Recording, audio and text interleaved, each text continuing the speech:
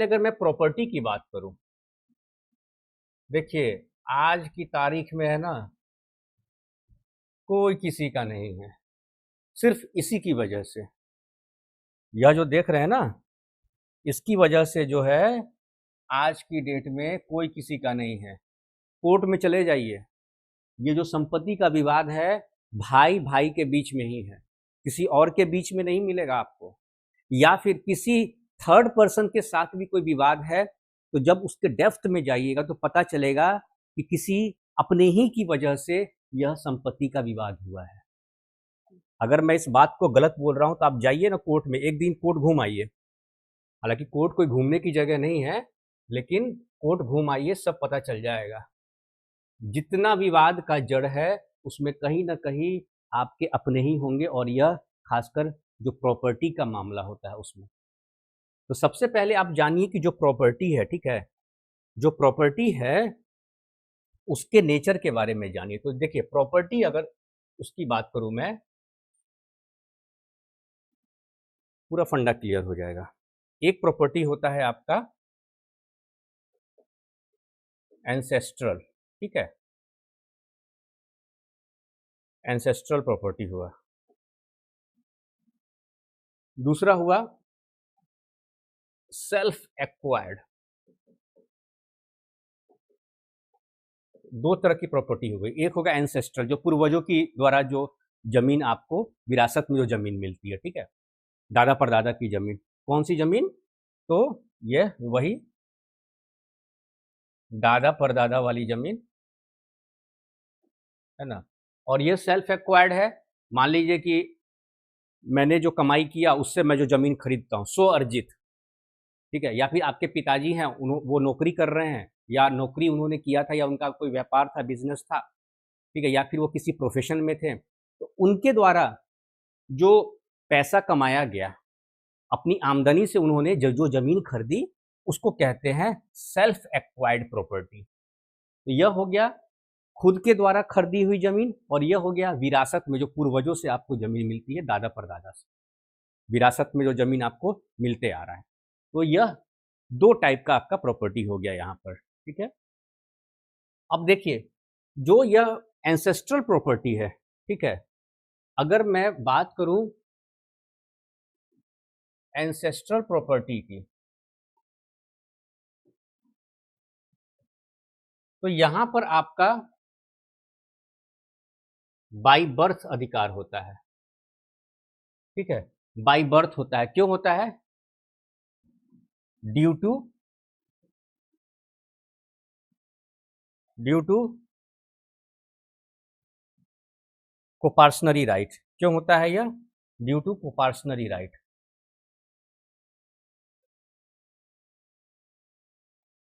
Due to coparcenary right, ठीक है। यहां पर आपका बाई बर्थ राइट हो जाएगा, ठीक है, क्योंकि आप कोपार्सनर हैं, ठीक है। तो यहाँ पर तो कोई दिक्कत नहीं है, आप अपना हिस्सा जब मांगिएगा आपको आपका हिस्सा यहाँ पर मिल जाएगा, जो दादा परदादा वाली जमीन होती है वहाँ पर। लेकिन वही अगर मैं बात करूँ यहाँ पर ऐसे प्रॉपर्टी की जो कि आपके फादर हैं, ठीक है, आपके फादर,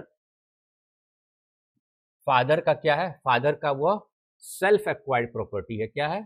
सेल्फ एक्वायर्ड, यानी कि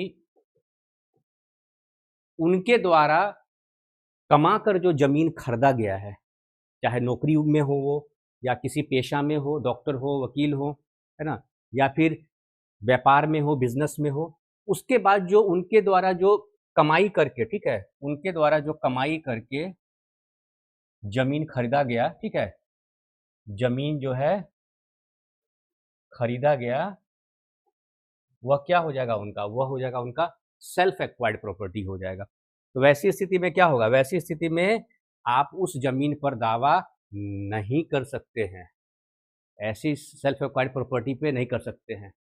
कब नहीं कर सकते हैं? अपने फादर के, कब? उनके लाइफ टाइम में, ठीक है, उनके जीवन काल में, क्योंकि यह उनकी प्रॉपर्टी है, ठीक है, यह उनकी प्रॉपर्टी है, उन्होंने इस प्रॉपर्टी को खरीदा है, वह उस प्रॉपर्टी को चाहे किसी के भी नाम कर दें, है ना, किसी को दान में दे दे, किसी को बेच दे, कुछ भी करे, वह उनकी अपनी खुद की अर्जित, स्व अर्जित संपत्ति है, उस पर आप दावा नहीं कर सकते हैं। ठीक है। उसके बाद सेल्फ एक्वायर्ड प्रॉपर्टी में एक और आता है टर्म, यहां पर क्या आता है उसको भी देख लीजिए। ठीक है, सेल्फ एक्वायर्ड प्रॉपर्टी में एक और प्रॉपर्टी आती है, उसको भी समझ लीजिए। उसमें आपको गिफ्ट हो गया, विल हो गया। गिफ्ट या विल के माध्यम से भी अगर किसी को जमीन मिलता है तो वह भी क्या कहलाएगा आपका, वह सेल्फ एक्वायर्ड प्रॉपर्टी कहलाएगा। सिर्फ खुद से परचेज किया हुआ ही नहीं, मान लीजिए मैंने कमाया, ठीक है, मेरी अपनी कमाई है, उस कमाई से मैंने क्या किया, कहीं कोई जमीन खरीदा, तो वो मेरी सेल्फ एक्वायर्ड प्रॉपर्टी है। उसके अलावा अगर कोई प्रॉपर्टी मुझे गिफ्ट में मिलता है, उपहार में मिलता है, ठीक है, गिफ्ट के तौर पर मिलता है, या फिर किसी ने अपनी संपत्ति मेरे नाम से वसीयत कर दी, तो वह भी जो मेरी प्रॉपर्टी होगी वह क्या होगी, सेल्फ एक्वायर्ड प्रॉपर्टी होगी।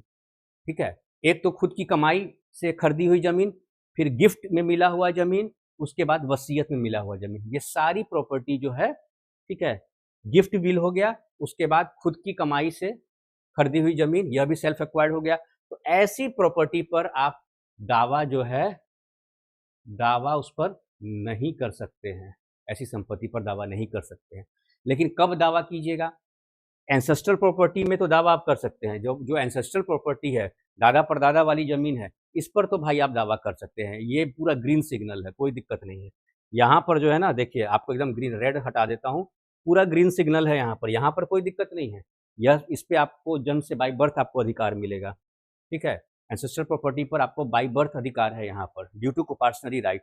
लेकिन फादर की जो प्रॉपर्टी है अब उसमें कैसे मिलेगा, देखिए फादर के लाइफ टाइम में नहीं मिलेगा, फादर के लाइफ टाइम में नहीं, उनके जीवन काल के बाद।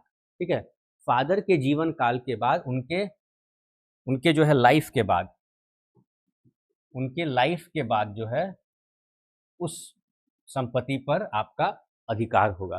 ठीक है, उस संपत्ति पर आपका अधिकार होगा।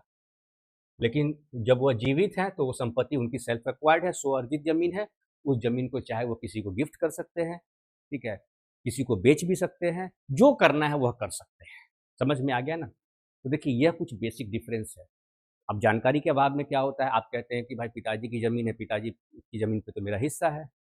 तो आप सुनते होंगे कि पिता ने बेदखल कर दिया अपने बच्चे को, तो वो बेदखल किस संपत्ति से कर सकते हैं, सिर्फ उनके स्व अर्जित जो सेल्फ एक्वायर्ड प्रॉपर्टी उसी से बेदखल कर सकते हैं।